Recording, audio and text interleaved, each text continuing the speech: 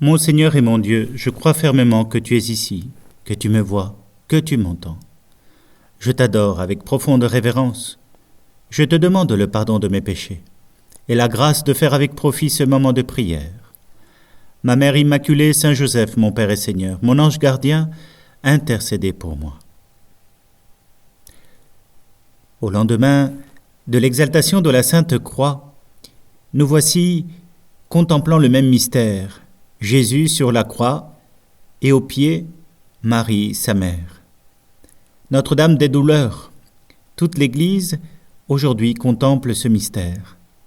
Car on ne peut pas réfléchir à Jésus sur la croix sans distinguer tout de suite au pied de la croix ces saintes femmes, dont la plus éminente, Marie, sa maman, qui se trouve en train de l'accompagner au moment suprême de son offrande au Père. Il y a bien Saint Jean, c'est le seul parmi les apôtres qui reste. Mais il y a les saintes femmes surtout. Et cette mère à nulle autre pareille qui ce jour-là a tout donné comme Jésus. Il n'y a pas de plus grande douleur que celle d'une maman qui perd son enfant. Il y a des douleurs inouïes quand une maman partage les souffrances de son enfant. Et c'est cela que nous contemplons aujourd'hui. Marie est capable de comprendre bien des cris humains, bien des souffrances, parce qu'elle les a vécues, elle les a traversées, et elle nous aide à les traverser, à les porter, à les méditer.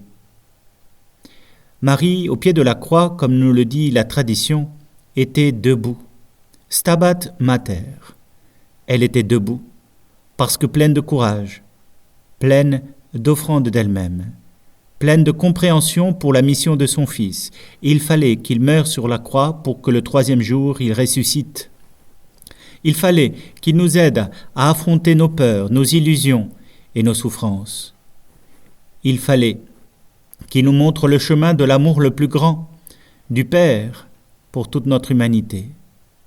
Il fallait que le Fils de l'homme nous montre le chemin vers le Père et que l'amour est la seule solution à la violence de la souffrance, au problème du mal. L'amour qui transfigure ces moments terribles où l'âme est torturée et qu'elle souffre. Mais voilà, Marie était debout, Stabat Mater, et à travers toute la tradition de l'Église, ce mystère a été médité avec cette prière d'un franciscain qui raconte, l'esprit de Marie à ce moment suprême. Je voudrais vous le lire pour que vous aussi vous méditiez sur cette prière magnifique. Voilà comment on le traduit en français. Stabat Mater Dolorosa. Elle se tenait debout dans la douleur, près de la croix en larmes, tandis que son fils était suspendu.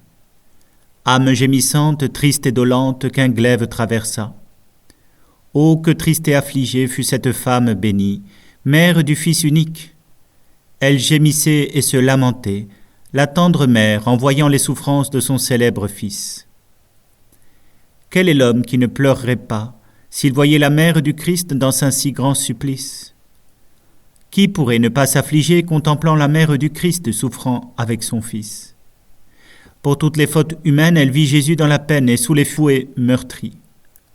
Elle vit l'enfant bien-aimé mourir tout seul, abandonné, et soudain rendre l'âme. Ô mère, source d'amour, fais-moi sentir la force de ta douleur, que je pleure avec toi. Fais que brûle mon cœur dans l'amour du Christ mon Dieu, et ne cherche qu'à lui plaire. Sainte Mère, fais cela, grave les plaies du crucifié en mon cœur très fortement.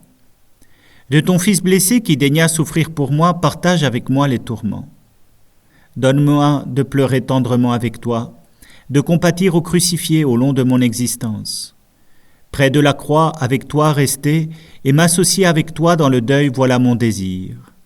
Vierge des Vierges toute pure, ne me sois pas défavorable, fais que je me lamente avec toi. Donne-moi de porter la mort du Christ, fais-moi l'associé de sa passion et le gardien de ses plaies. Laisse-moi être blessé de ses plaies, m'enivrer de la croix et du sang de ton Fils. Contre les flammes dévorantes par toi, Vierge, que je sois défendue au jour du jugement. Ô Christ, à l'heure de partir, puisse ta mère me conduire à la palme de la victoire. À l'heure où mon corps va mourir, fais que soit donnée à mon âme la gloire du paradis. Et ces paroles qui, en français, donnent moins de résonance, ont été néanmoins 1000 fois chantées par bien des compositeurs, par bien des musiciens. Le plus connu, c'est bien, me semble-t-il, le Stabat Mater de Pergolèse. Mais cela a été repris par tant d'autres. Il y a, bien évidemment, tout au long de l'histoire de la musique, bien des personnes qui l'ont repris. Palestrina, par exemple, par Clérambault, Charpentier, par Scarlatti, par Joseph Haydn, par Rossini, par Franz Liszt, par Charles Gounod, Schubert ou Antonio Salieri.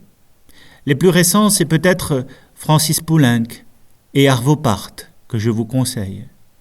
À chaque fois, chacun dans son génie propre, ils nous font rentrer plus profondément dans les sentiments et les émotions de cette maman qui, au pied de la croix, confie son Fils, participe avec lui à la prière de toute notre humanité quand elle souffre, et qui se tourne vers le Père, comme Jésus, en lui disant « Père, entre tes mains, je remets mon esprit. Père, entre tes mains, je remets mon esprit. » Oh, la douleur de cette sainte femme fut immense. La tienne et la mienne, parfois, sont ébranlées par la dureté de la croix. Mais Stabat Mater, rappelle-toi, Marie est debout, courageuse. Elle croit que le fin mot de l'histoire ne sera jamais la violence et la mort.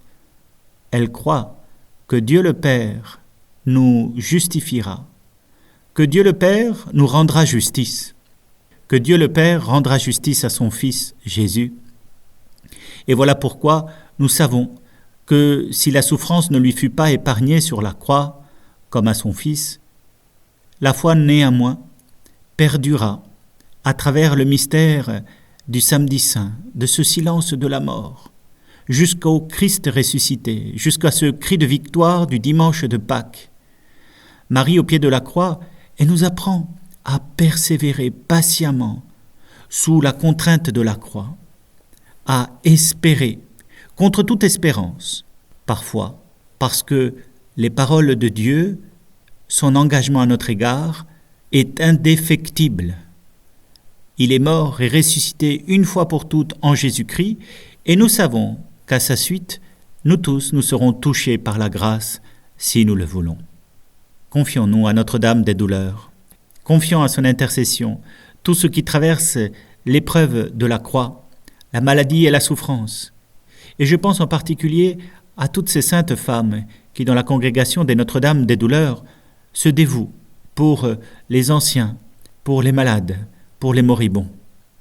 Je pense à elles et je les confie à votre prière, pour qu'elles soient fidèles à cette si belle mission, et que Dieu leur accorde grâce après grâce à son service auprès de nos anciens. Mon Seigneur et mon Dieu, je te remercie pour tous les actes d'amour, pour toutes les inspirations, pour toutes les résolutions que tu m'as données pendant ce temps de prière. Ma Mère Immaculée, Notre-Dame des douleurs, Saint Joseph, mon ange gardien, intercédez et priez pour moi. Amen.